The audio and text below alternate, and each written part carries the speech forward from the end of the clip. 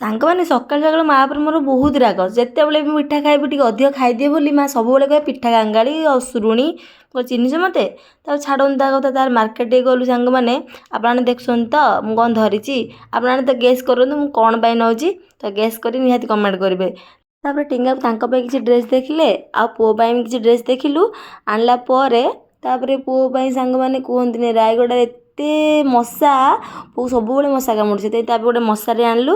ଆଣି ସାରିଲା ପରେ ଟିଙ୍ଗାକୁ ଅଫିସ୍ ଯିବା ପୂର୍ବରୁ ପୁଅ ସାଙ୍ଗରେ ବହୁତ ଗେଲ କଲେ, ତାକୁ ବହୁତ ଖେଳାଖେଳି ହେଲେ ବାପା ପୁଅ ଯାଙ୍କ।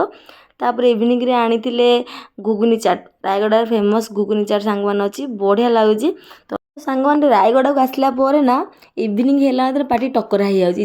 ଇଚ୍ଛା ହେଉଛି କ'ଣ ଟିକେ ଖାଇବାକୁ। ଟିଙ୍ଗା ମୋ ମନ କଥା ଜାଣି ସାରିଲାଣି। ଇଭିନିଂ ହେଲା ମାତ୍ରେ ସେ ତାଙ୍କର ପଠେଇ ଦେଉଛନ୍ତି, ନହେଲେ ମୁଁ ଯାଉଛି। ତ ସାଙ୍ଗମାନେ ତାପରେ ରାତିରେ ଇଚ୍ଛା ହେଲାନି ରୋଷେଇ କରିବାକୁ, ଟିଙ୍ଗା କିଣିକି ଆଣିଥିଲେ ହେରି।